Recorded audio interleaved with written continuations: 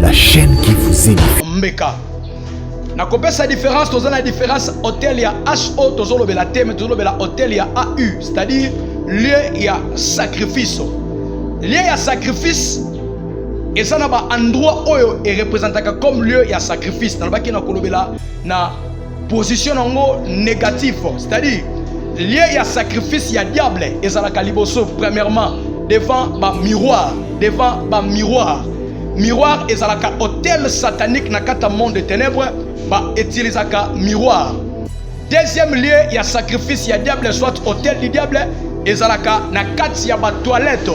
Na kati ya ba toilette, et zalaka lieu, il y a ba invocation, to lieu, il y a sacrifice selon le monde du diable. Vous allez comprendre, même quand on regarde sur les 10 commandements du diable, les 10 commandements que le diable a envoyés pour bloquer les chrétiens, vous allez comprendre que Satan atinda certaines batunaï na mission moko ya ko détruire via ba chrétien. Yozo la nanga libala nozo marchete, makambu nozo tambola te, makambu efungwa makate. Et d'autre part, ezalaka na réclamation moko ba réclamaka yo na kata temple ya sacrifice parce que na kati ya le ya sacrifice bayaka maboko pamba te bayaka na mbeka. C'est-à-dire et représente kelo. Na kati ya vie actuelle, comme nous l'avons na émission passée, bandeko bele balinga ki na expliquer yango façon na lobelaki. Na lobaki boye. Satan soki alingi azwa mutu na vie. Eloko aliboso démarche à salaka azwa d'abord elilingi ya mutu. C'est-à-dire soki balingi ba boma yo. Satan alingi aboma mutu abandaka na liboso ko boma elilingi ya mutu. C'est-à-dire akangi elili na yo. Soki azui elilingi na yo ndeko permettre yo azwa yo na facilité. Et botuna ki lisu kolobela par rapport ya ba mort subite. Nalobaki ezana batu mususu atambolaka. Okomone azotambola azolia azoloba mais esi akufa en esprit oyebite. Parce que ekosalama comment? Tant to présenter ki témoignage ya ndeko oyo a se repatant ki alobaki boye. Et puis papa biso na kata monde na biso to sala ka ba invocation na biso boye. Soki toza liboso hôtel na biso, c'est-à-dire toza liboso miroir. Tokobanda ko invoquer kombo ya ndeko. Ba ko invoquer. Soki oza na nzambe te. Soko yamba Yesu te o ko apparaître na miroir na bango. Bemelia, la chaîne qui vous édifie.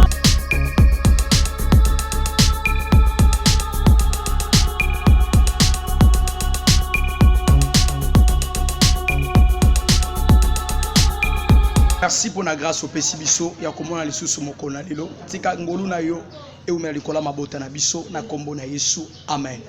Tika nzamba pambola biso de partout bozuli baku ya kolanda ya bino mosali na nzambe na rendez-vous na biso oyo tozalaka na yango ya mikolo nyonso koloba na tina na nzambe. Na pesi merci na nzambe o apesi biso tongo malamu nzambe oyo abateli biso nzambe oyo azobomba biso et j'ai dit un grand merci à tous mes conseillers au bazo lembate ko benga biso ko pesa biso ba conseil par rapport à musala o tozo sala na ko profiter koloba un grand merci na couple ESP Media o ba pesa ngai confiance ya kolega kana chaîne oyo tika nzambe apambola bino. J'ai béni, j'ai dit aussi un grand merci à papa Adjani le pasteur couple na mama Bibi ainsi que mama Alpha bazolanda biso mosika esika bazali na Belgique tika ngolu na nzambe ezala likolo na bino nyonso ezala babona tangi ba kombote ba fidèle na biso bozalaka partout dans le monde entier tika kimia na nzambe ebila ma bota na biso nyonso nzamba tindi biso lelo toloba na tina ya mama na likambo moko eza très important que détruire ba hôtel du diable, détruire les hôtels sataniques, les hôtels du diable. Ezana bana nzambe ebele ba hôtel etombwami na kata mabota na bango. Ezana bana nzambe ebele ba hôtel etombwami na bakata ba foyer na bango. Tokoloba les hôtels ezali lieu ya sacrifice. Hôtel eza lieu ya sacrifice. Tokolobela ngo lelo na ko expliquer des sortes ya hôtel mais na koloba surtout na partie nango négatif. Tozana hôtel du parfum, tozana hôtel ya holocauste. Hôtel ya parfum ezali hôtel où bande ko permettre okomona même devant Apocalypse alobi devant le trône de Dieu ezalaka na hôtel du parfum devant le trône de Dieu ezalaka na hôtel babengi hôtel du parfum oyo ezwaka. C'est-à-dire batumbaka mabondeli ya basantu lorsque on prie nos prières et kendaka ko tumbama na kati ya hôtel de parfum tozalaka na hôtel de holocauste. Hôtel ya holocauste ezalaka hôtel oyo ezopermettre batu batumba bambeka na bango, c'est-à-dire lié ya sacrifice. Lié ya sacrifice oyo babengi hôtel ya holocauste, c'est-à-dire eza lié ya sacrifice esika oyo batumbaka bambeka. Na kopesa différence toza na différence hôtel ya HO tozolobela te mais tozolobela hôtel ya AU, c'est-à-dire lieu ya sacrifice. Lieu ya sacrifice eza na ba endroit oyo e représentaka comme lieu ya sacrifice. Na baki na kolobela na position nango négatif, c'est-à-dire lieu ya sacrifice ya diable ezalaka liboso premièrement devant ba miroir, devant ba miroir. Miroir ezalaka hôtel satanique na kata monde de ténèbres ba utilisaka miroir. Deuxième lieu ya sacrifice ya diable soit hôtel du diable ezalaka na kati ya ba toilette. Na kati ya ba toilette ezalaka lieu ya ba invocation to lieu ya sacrifice selon le monde du diable. Vous allez comprendre même quand on relève sur les 10 commandements du diable, les 10 commandements que le diable a envoyés pour bloquer les chrétiens, vous allez comprendre que Satana atinda certaines batunaï na mission moko ya ko détruire via ba chrétien. Yozo la nanga libala nozo marchete, makambu nozo tambolate, makambu efungwa makate. D'autre part, ezalaka na réclamation moko ba réclamaka yo na kata temple ya sacrifice parce que na kati ya le ya sacrifice bayaka maboko pambate bayaka na mbeka. C'est-à-dire et représente kelo. Na kati ya vie actuelle comme nous lobaki na émission passée bandeko bele balinga ki na expliquer yango façon na lobelaki na lobaki boye Satana soki alingi azwa mutu na vie eloko liboso démarche asalaka azwaka d'abord elilingi ya mutu, c'est-à-dire soki balingi baboma yo Satana alingi aboma mutu abandaka da liboso ko boma elilingi ya mutu, c'est-à-dire akangi elili na yo soki azui elilingi na yo nde ko permettre yo azwa yo na facilité et botuna kili su kolobela par rapport ya ba mort subite nalobaki ezana batu mususu atambolaka okomone azotambola azolia azoloba mais esi akufa en esprit yo yebite parce que ekosalama comment tant to présenter qui témoignage ya ndeko oyo ase repatant ki alobaki boye et puis papa biso na kata monde na biso to salaka ba invocation na biso boye soki toza liboso hôtel na biso, c'est-à-dire toza liboso a miroir tokobanda ko invoquer kombo ya ndeko bako invoquer soki oza na nzambe te soko yamba Yesu te oko apparaître na miroir na bango tango ko apparaître na miroir bako tuna ye muto alingaki a sacrifier yo bako tuna ye question oyo olingi o sacrifier ndeko oyo pona nini akopesa raison bon nalingi na sacrifier ye parce que ndeko akabaka sala batu bolam alinga laksana ke ye ndem taleki batu na okesa bolam nalingi na kausa libala na ye na kausa finance to ben na boma musala na ye et na kata monde des esprits ou bien na kata monde de ténèbres devant hôtel na bango bakopesa ye pouvoir bapesi ye ezali nini po malobo ya koloba soit ba acte ya kosala esalama ezala ainsi na bato bayamba Yesu te et alobi tokozwa bazumbeli batsubi na kitalatala tango bakotsuba na kitalatala makila ebimi na kitalatala na bango tango makila kobima na miroir directement bakotuna ye olingi ndeko akufa liwa nini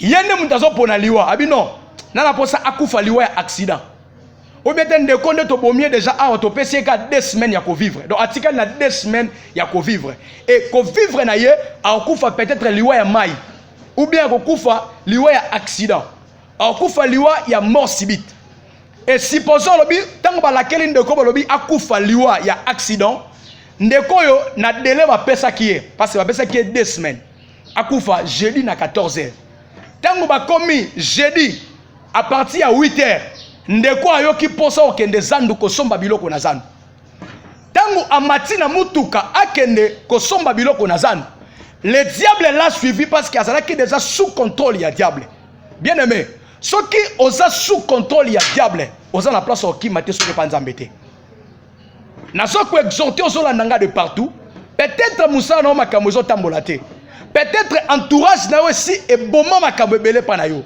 le seul moyen la seule solution on a kopesa yo ezaka kombo na Yesu ndeko tango ba matina mutuka alobi papa tant komi vers 12h totindi esprit na biso et comme déjà ko tourner, c'est-à-dire l'esprit o babomaki na kitalatala e bandisi koya ko réclamer esprit ya ndeko nini salamaki na ba innocent ya batu bazalaki na kati ya mutuka ba yebi eloko te.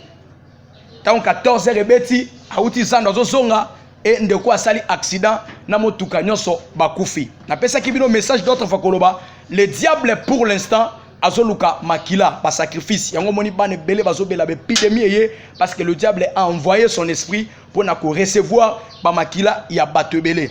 Na pesa ki exemple lobaki entourage na yo et ko peut ko sala en sorte aux à la victime. Parlons un peu de Jonas pour te comprendre. Tangu Jonas azoki manzambe Bible lobi akoti na kata masuwa. Na kata masuwa Jonas azokende na mboka musuwa zalaki au contraire ya mboka onzamba tindaki. Nini elekaki bien aimé. Il y avait des passagers au baoute ko somba biloko na bango. Ko somba ba marchandises bazokende basala commerce na bango comme d'habitude. Mais na kati ya nzela bakutani na Jonas. Jonas a mati na kata masuwa. Nini arrivé na kata masuwa? Masuwa ezalaki influencé na kanda ya nzambe. Masuwa mobimba ekomaki déjà influencé na kanda ya nzambe. C'est-à-dire muto koyeka suko zala impargné te soki Jonas abimi na kata masuwa te. Po olonga na kata vina yo ezo sengelo kwa liboso o détruit d'abord hôtel où s'élevé liboso na yo. Soko zuma komi na nzambe na Juge le chapitre 6 le verset 25. Bible zoloba nzamba zoebisa Gédéon. Alobi Gédéon banda ko renverser d'abord hôtel ya bali ya papa na yo. C'est-à-dire hôtel banda ko sala ba invocation ba nzambe mususu. Nzamba zotinda Gédéon alobi banda no ko détruire hôtel oyo. Parce que hôtel du diable suka sa na kata famille. Famille wana moyen progresser kozala te. Soki bozala moto amvokaka ba esprit na kata libota même na kata couple esika yo balela même na lopango yo zofanda moyen o s'en sortir et kozala te. Moyen obimisa mutu et kozala te. Pourquoi? Parce que influence ya hôtel soki ba komisi chambre na yo ou bien ndako na hôtel les invocation ba esprit babe les seules interventions ko ya pepe salobiko les interventions na nzambe. Yango nazo biso sikozola ndangai, tu dois chercher premièrement l'intervention de Dieu na kata famille na yo. Tu dois chercher la présence de Dieu na kata famille na yo pour permettre yo au vivre surnaturel peu puissance ensemble na katia libota na yo.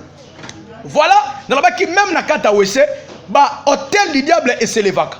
Comment ba boire que la mutu malade? On comprendre te o ebisi mutu na za posa na sala mutu mabe. Ko sala mutu mabe na canal ya sacrifice. Na canal il y a quelque chose. Qu'est-ce qu'ils vont faire? Bah que peut-être pas yanganga. Yango zola nanga. Ozomona mutu esi abala. Malota kandoto ça toujours pas na bango. Ozola nanga ozana poto. Molota kandoto toujours ozana kin. Ozola nanga aw. Ozo déjà mosala. Molota kandoto oza toujours na si à servitude. Ozola nanga aw. Ozala kananda kuna yo. Mais olota kandoto ba memiso biloko ba charge na mutu. Tous ces caprices, le diable est en train de faire pour amener un échec terrible dans la vie. Il y a ceux qui ont remarqué les symptômes wana kokanga maboko te. Ceux qui ont remarqué que na kata libala na yo, banda obala mobali oyo, banda obala mwasi oyo, obotaka te. Banda obala mwasi oyo, musa na yo kufa be mobali oyo musa na yo kufa. Makambo vino e masaka lisusu te. Ezra bande comme susu azola nanga abela maladi wa tembo na minga na lobiko ezala te ndeko ya sema sala ba offrande matikala kobika te parce que na kata monde des esprits ba pesa o déjà punition sans le savoir nazolo bana tongo na lelo moto nyonso oya pinira yo apesa o vi o eze ya yo te tika nzambe na nga o nazobonde na tongo lelo abimiso na kata vi wana. Vous allez remarquer Bible zoloba mwana mwasi abotamaka normal mais Satan apesa ekunki akomaki kunki, c'est-à-dire la vie va imposer qui est vie monsieur liko la vie. Vie ni ba imposer na santé na yo mama. Vie ni ba imposer na kata bana na yo. Bana ba koma teti ba banga su mutu te. Tango botaka bana bazalaka malam, mais le vie change kalisu te. Ndenza matse ninga lobi grévis kende. Va dire à mon peuple, va dire à mes enfants, yebisa bango makambo oyo. Yebisa bango boye. Ce qui hôtel ya Satana eza élevé na kata famille na yo. Pour moi, le boko na nzambe zo toujours intervention na nzambe. Ozo boko la mwana wana za misala mabe, akomisa chambre na oli invocation mama. Yango mwana ka chaque bato la le zolo tabando te bato zo tamba likola batol na ndako na yo. Il y a des esprits zo bana kata ndako zo yeba te zo uta wapi. Nzamba tindinga alobi kende ko ebisa bango. Memela bango sango oyo. ngai nzambe na pambola kamoto nga na lingi ngai nzambe na pambola kamoto ça se confia kana ngai na kangola kamoto nyos ndeza ya zoloba l'esprit de l'Éternel est sur moi car l'Éternel m'a ouvert pour délivrer les captifs nga nazalaka nzambe te naza nzambe te je dis toujours je suis simple un instrument que Dieu utilise pour la délivrance à peuple na ye ozolanda ngo leli mingi nani alakelaki yo mabe bien aimé na butu devant botel na bango balakelaki okobota te bando bano sali combien d'années ozobota te